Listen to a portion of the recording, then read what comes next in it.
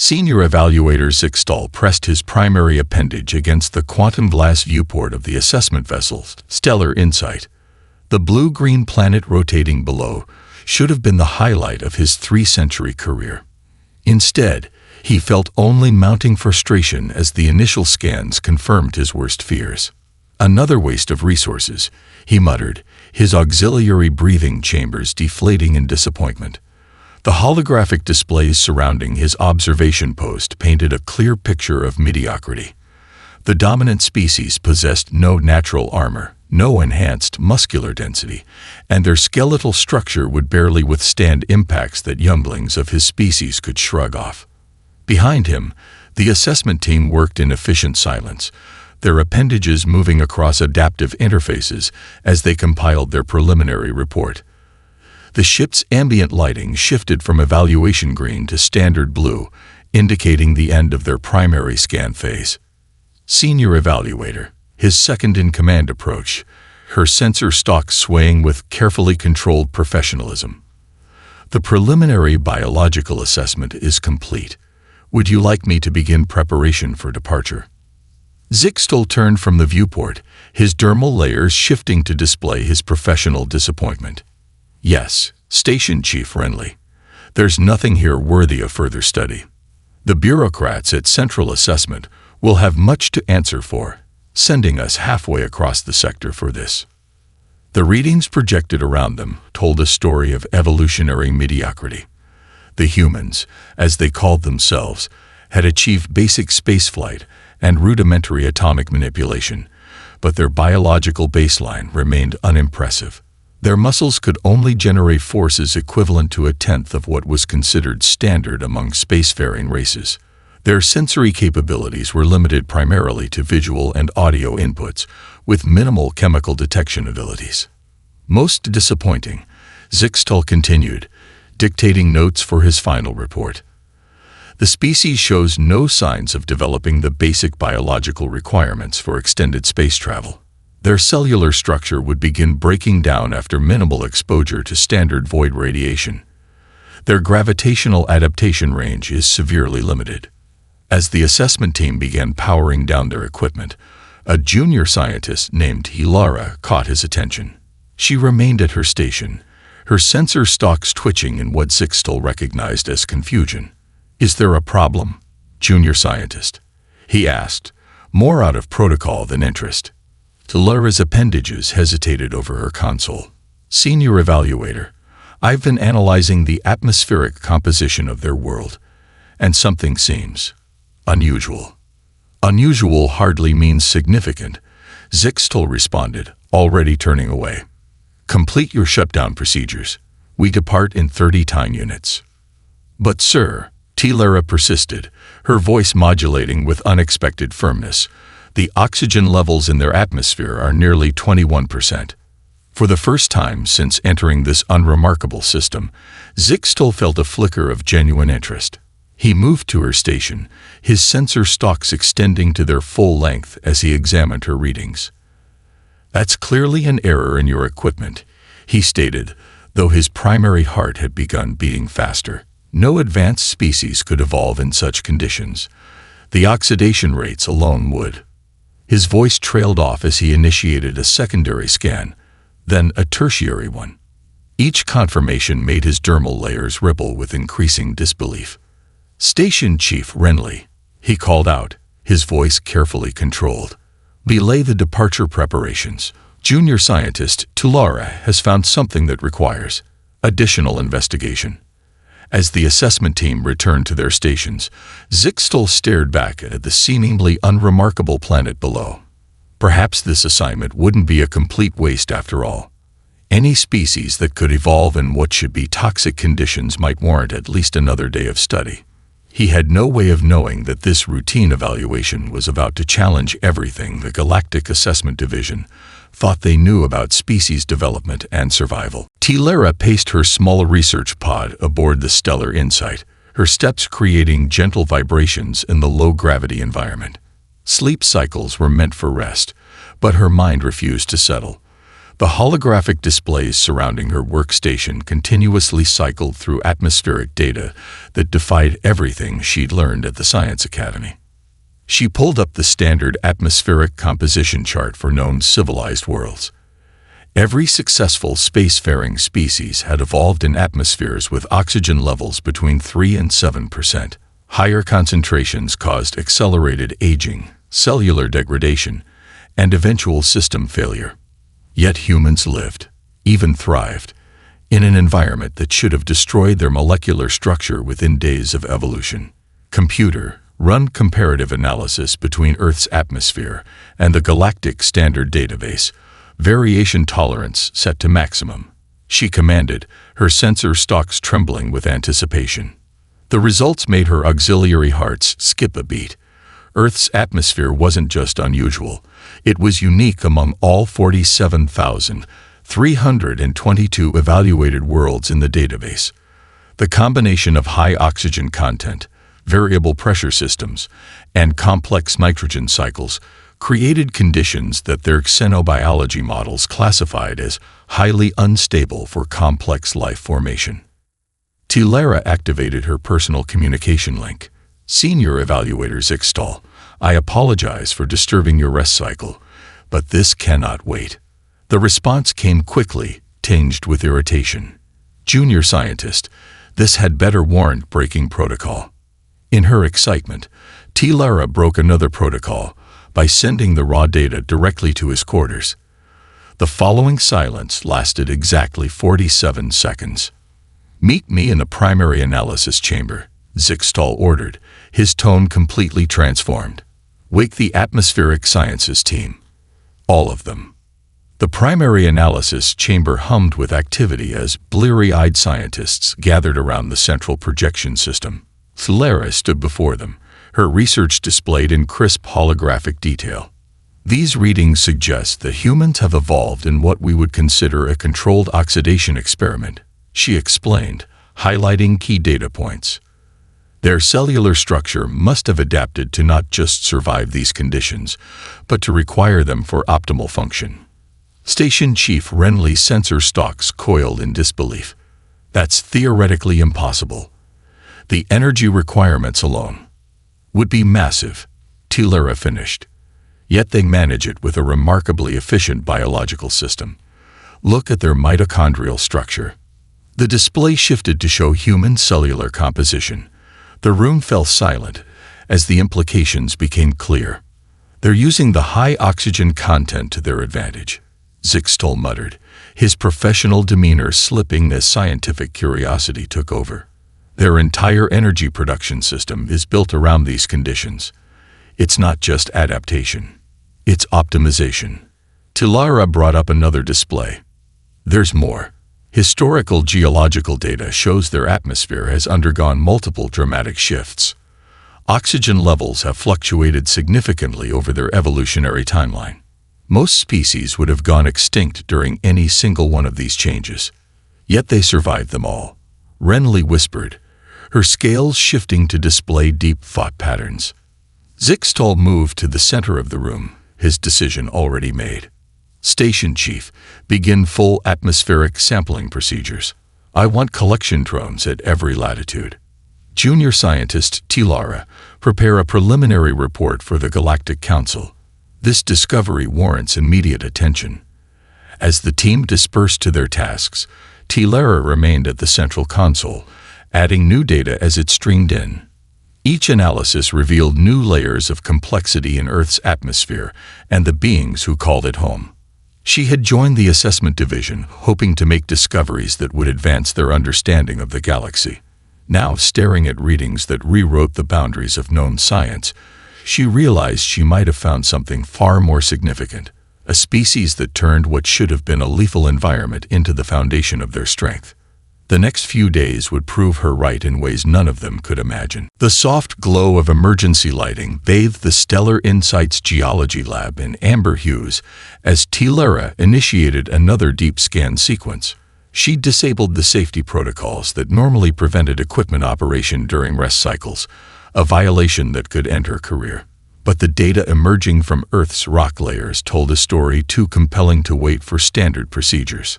"Computer, extend temporal analysis to the Precambrian period," she whispered, though no one could hear her in the deserted lab. The holographic display expanded, showing atmospheric compositions stretching back billions of years.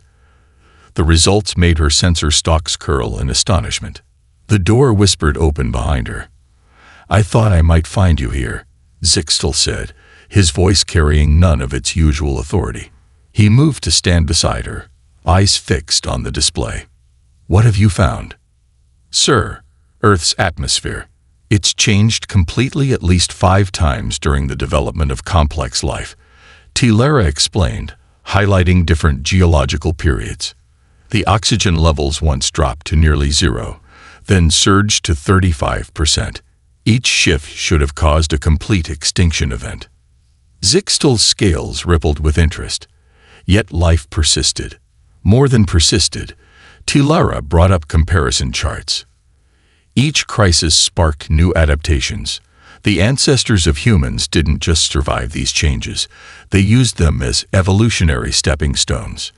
The senior evaluator studied the data in silence, his primary heart beating faster as the implications became clear. This violates every model we have for species development. The assessment board will demand extraordinary evidence. Then we'll give them something they can't ignore. Tilara's appendages flew across the control interface. "I've compiled atmospheric data from every major extinction event in Earth's history. Each one should have sterilized the planet. Instead, the display shifted to show the emergence of new species after each crisis. The pattern was undeniable. Life on Earth didn't just endure catastrophes, it emerged stronger after each one. The human lineage showed an unbroken chain of adaptation through conditions that would have killed any other known species. We need to call an emergency session of the assessment board," Zixtel decided, his professional caution finally overridden by scientific amazement. "Station Chief Renly won't like it, but this can't wait for standard channels." 3 hours later, Tilara stood before the quantum-linked projection of the full assessment board. Her sensor stalked steady despite her nervousness. 16 of the galaxy's most respected xenobiologists stared back at her as she presented her findings. "Distinguished members of the board," she began, "what we've discovered on Earth challenges our fundamental understanding of species development. These beings evolved in conditions we previously considered impossible for intelligent life." The chamber erupted in debates as her data filled their displays. Board members argued about methodology, questioned her conclusions, and demanded explanations for readings that defied conventional science. "This is preposterous," senior board member Kazar declared, his scales flushing with agitation. "No species could survive such atmospheric instability. Your equipment must be malfunctioning." Tilara stood her ground. "The readings have been confirmed by 3 independent sensor arrays. Earth's atmospheric history is documented in its geological record. The evidence is irrefutable." Zixtel stepped forward. "Honored members, I verified these findings personally. We're not just looking at an anomaly. We're looking at a species that evolved in conditions we thought would prevent life itself from forming." The debate raged for hours, but the data spoke for itself. Finally, the board reached a unanimous decision. The standard evaluation protocols would be suspended. Earth and its inhabitants would receive the most comprehensive study ever conducted by the Assessment Division. As the quantum projection faded, Tilara felt both relief and anticipation. They had broken nearly every protocol in the assessment handbook, but they'd also opened the door to understanding how humanity had achieved the impossible, turning a lethal environment into their greatest strength. The research vessel's primary observation deck had transformed into a makeshift command center. Holographic displays covered every surface, each showing a different aspect of Earth's environmental extremes. Tilara stood at the center, surrounded by the finest xenobiologists the assessment division could quantum transport to their location. The temperature variations alone should have prevented complex life from developing, Research Director Valix noted, his sensor stalks twitching as he studied the data. Some regions shift from 315 Kelvin to 263 Kelvin within a single planetary rotation. Tyranny highlighted a weather pattern simulation. That's just the beginning. Look at these storm systems. They generate enough energy to power our ship for a standard cycle, yet humans built settlements directly in their path. The assembled scientists watched in fascination as the holographic display showed massive atmospheric disturbances called hurricanes sweeping across ocean basins. Instead of abandoning these regions, humans had developed increasingly resilient structures to withstand them. Impossible, someone muttered from the back of the room.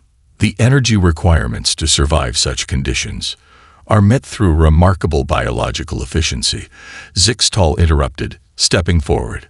Their bodies don't just endure these extremes, they've evolved to expect them. Show them the geological data, junior scientist. Tyranny brought up the planetary crust analysis.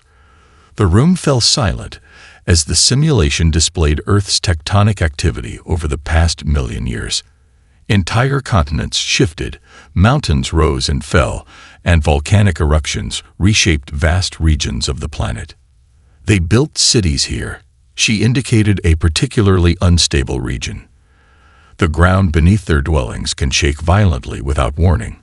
Instead of leaving, they developed building techniques to absorb the movement. Research Director Valix's scales had taken on the pale hue of scientific awe. How many extinction-level events has this species survived? We've identified at least 7 major events that should have eliminated all complex life. Tyranny responded, bringing up a timeline. Massive volcanic eruptions, asteroid impacts, rapid climate shifts. Each one created conditions that would have sterilized most habitable worlds. The display shifted to show human population centers around the planet.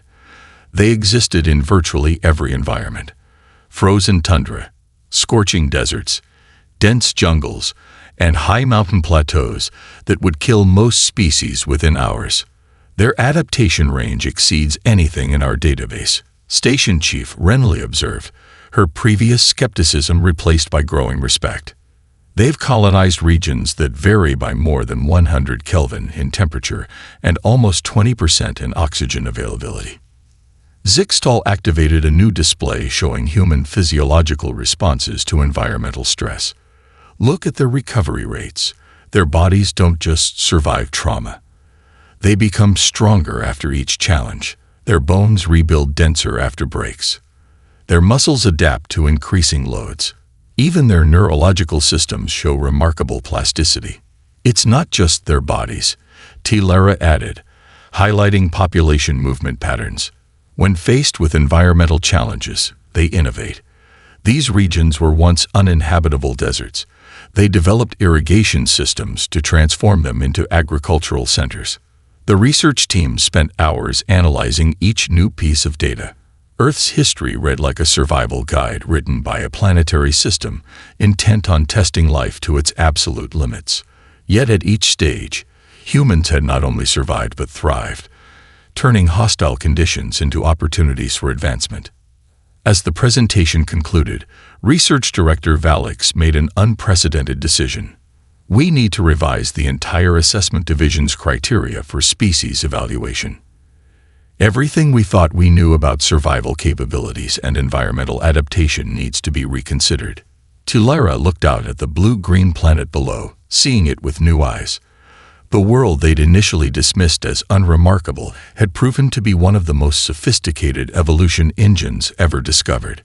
And its dominant species, far from being feeble, had turned every environmental challenge into a stepping stone toward the stars. The medical bay of the Stellar Insight hummed with activity as Chief Medical Officer Venrick conducted her third detailed scan of the volunteer human tissue samples. The three-dimensional molecular projection floating above the analysis platform kept showing the same remarkable results. Look at this cellular repair mechanism. She gestured to Tyranny and Zixtal, who stood transfixed by the display.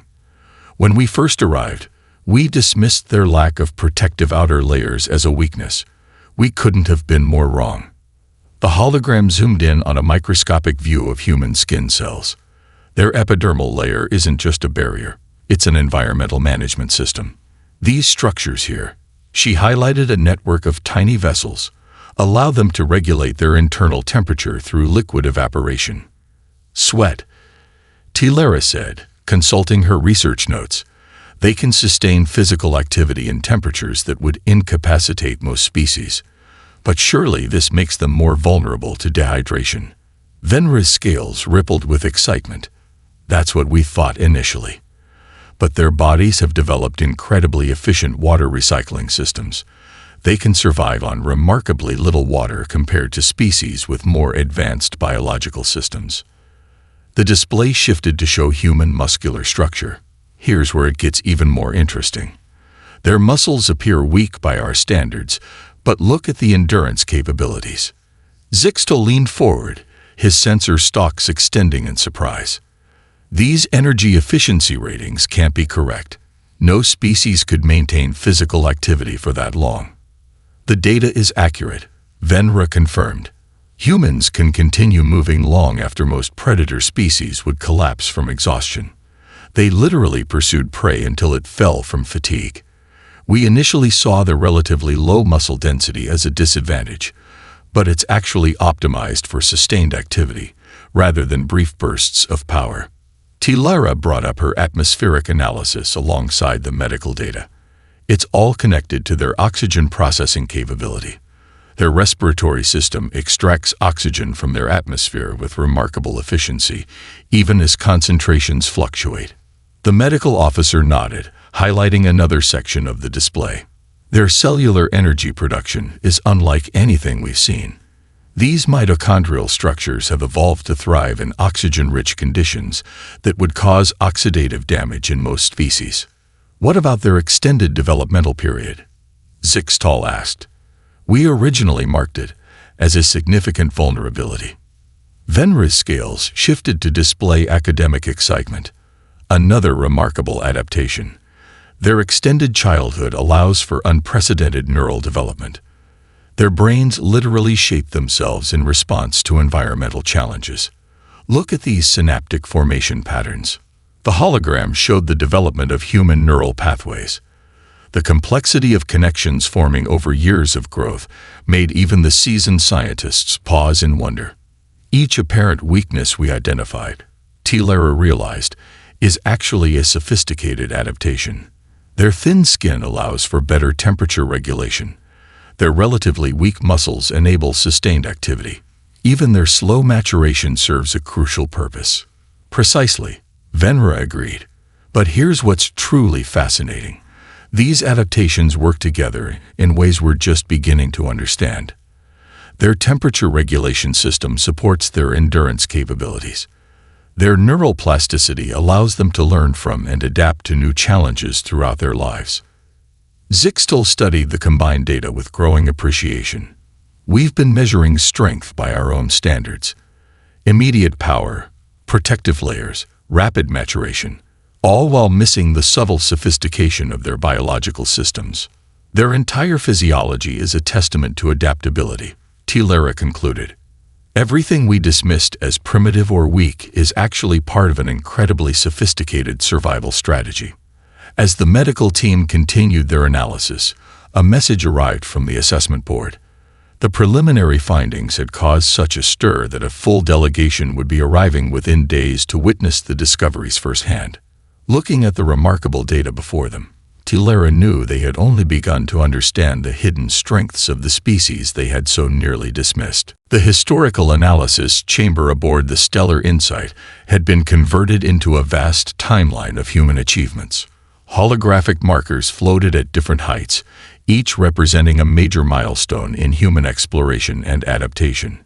Tyranny walked through the three-dimensional display, her sensor stalks tracking the progression of human expansion across their world. They crossed this ocean here. She indicated a vast expanse of water, addressing the newly arrived assessment board delegation, in vessels made of wood, powered only by wind. The atmospheric conditions alone should have deterred them. Storms could arise without warning, and they had no way to predict weather patterns. Senior board member Kazar studied the display with newfound respect. How many were lost in these early explorations? Many, Tilera acknowledged. But each failure led to innovations in navigation and ship design. They learned to read wind patterns, ocean currents, and stellar positions. What's remarkable is that they continued despite the losses. The display shifted to show mountain ranges. Zixtal stepped forward, highlighting a particular region. This peak rises to an altitude where oxygen levels drop to barely sustainable levels. Most species would avoid such conditions. Humans climbed it simply because it was there. Because it was there. One of the board members asked, scales shifting in confusion. A human expression, Station Chief Renly explained. They seek out challenges not just for practical gain, but for the achievement itself. Each conquered obstacle becomes a stepping stone to the next challenge. The timeline advanced, showing human settlements spreading across increasingly hostile environments. Desert regions bloomed under irrigation systems. Arctic bases endured conditions that would freeze most species solid. Underground cities emerged in regions deemed too geologically unstable for habitation. Their response to natural disasters is particularly noteworthy. Tilera continued, bringing up detailed case studies. When volcanic eruptions destroyed their settlements, they didn't just rebuild. They developed new construction techniques. Each catastrophe sparked technological advancement. Research Director Valix indicated a series of underwater structures. They even expanded into their oceans, building habitats in an environment that should have been completely hostile to a land-evolved species. Their space program shows the same pattern, Zixtal added, advancing the display to more recent achievements. Their first attempts at reaching orbit were essentially controlled explosions. The failure rate was enormous, but each setback led to improvements in their understanding of physics and engineering. The board members watched in fascination as the timeline showed humans venturing beyond their atmosphere in increasingly sophisticated vehicles. Their early space habitats seemed impossibly fragile, yet they persisted, learning and adapting with each near disaster. They turned their hostile environment into a training ground, Tilera observed. Every challenge Earth presented became preparation for space exploration. The temperature extremes, radiation, and atmospheric variations they evolved to handle on their homeworld are surprisingly similar to the conditions they now face in space. Senior board member Khazar's scales had taken on the deep blue of profound realization. We've been evaluating species entirely wrong. We looked for biological advantages, natural armor, enhanced strength, innate survival capabilities, all while missing the most crucial adaptation of all. The ability to learn from adversity. Tilera completed the thought. Humans don't just survive challenges, they actively seek them out, using each one as a catalyst for growth. The display completed its historical timeline, ending with humanity's current achievements. Their primitive space stations, early interplanetary colonies, and fledgling deep space programs appeared modest by galactic standards. But viewed in the context of their evolutionary history, these achievements took on new significance. They weren't just expanding into space. They were following the same pattern of adaptation and innovation that had allowed them to thrive on their challenging homeworld. Each new frontier was another opportunity to prove their remarkable resilience. The grand chamber of the assessment vessel hummed with anticipation as Senior Evaluator Zixtal prepared to present his final report.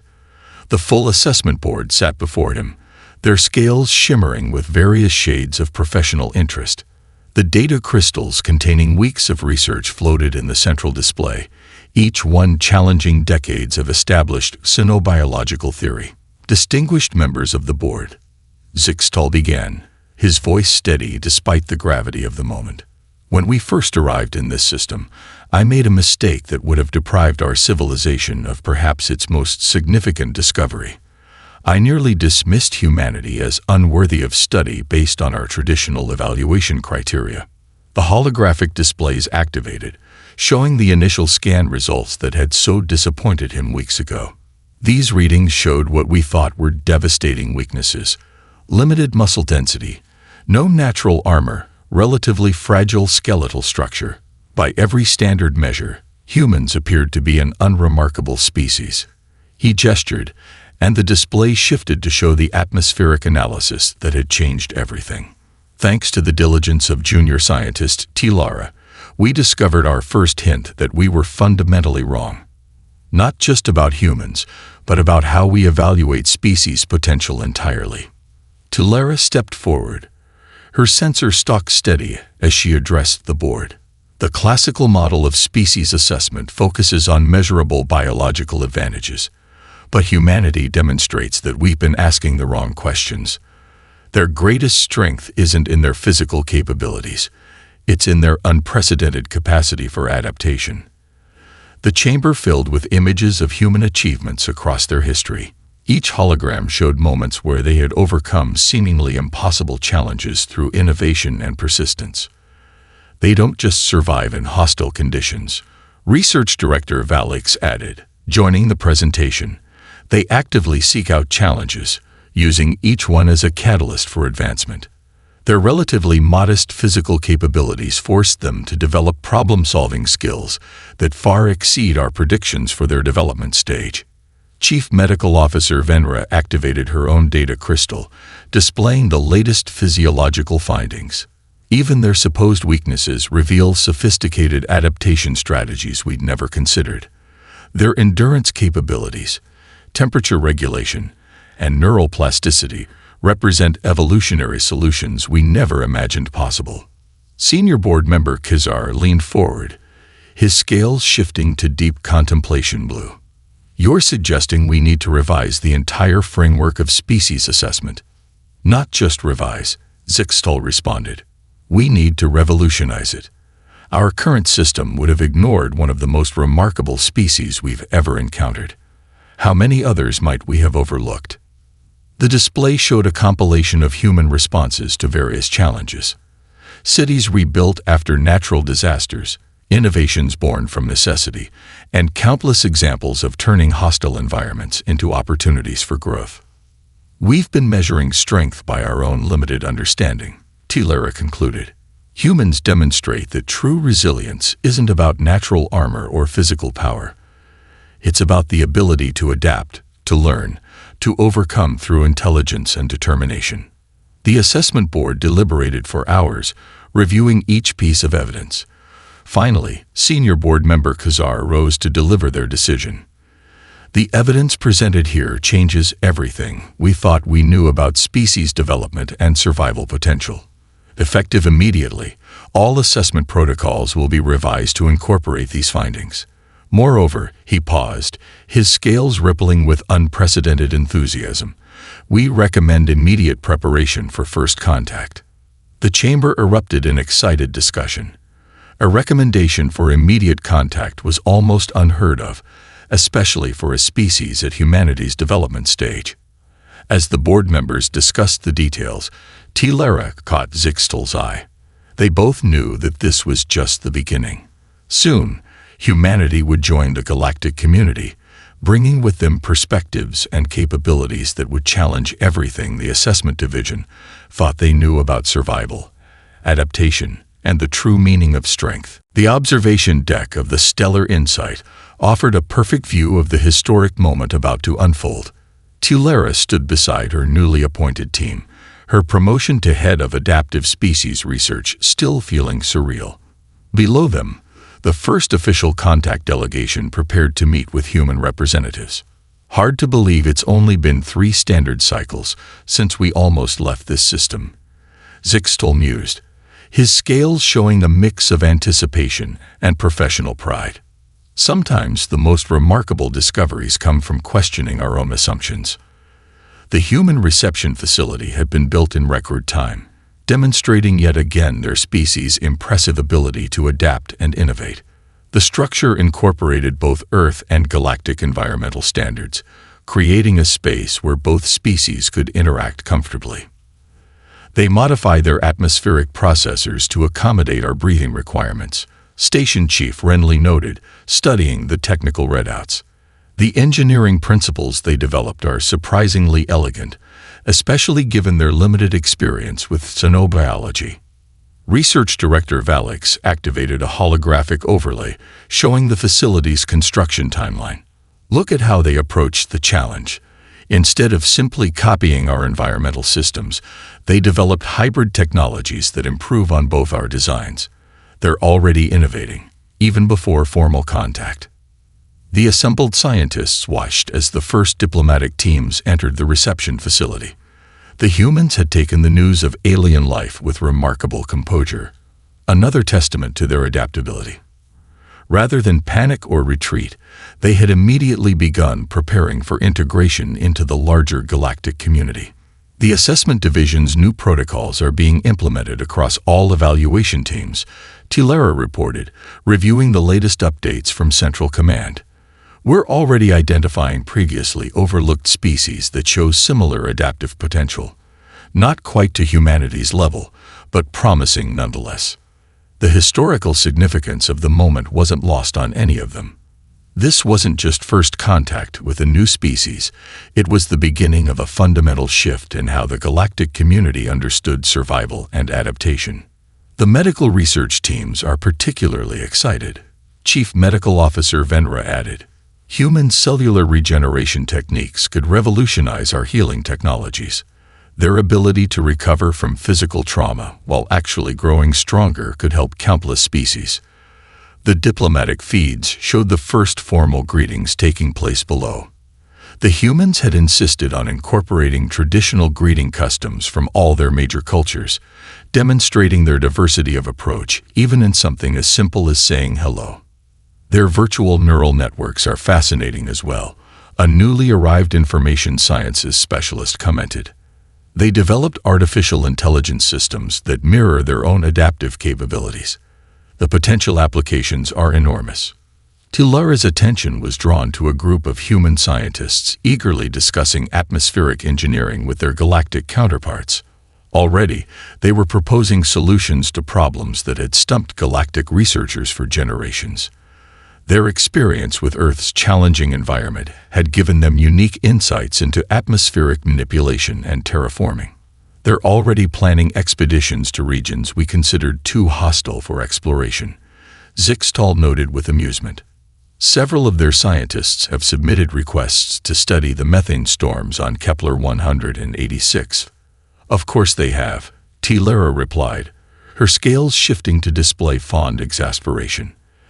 They see every hostile environment as a puzzle to be solved, every challenge as an opportunity for growth.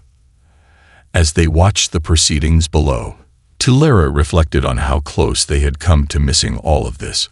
A species that had turned their planet's hostile conditions into their greatest strength was now poised to help the entire galactic community push beyond its perceived limitations. The humans had a saying that seemed particularly appropriate. Strength isn't about never falling down. It's about always getting back up. In their remarkable journey from survivors to pioneers, they had proven that true resilience comes not from natural advantages, but from the determination to adapt, learn, and grow stronger with every challenge. The galaxy would never be the same, and that was exactly what made it exciting.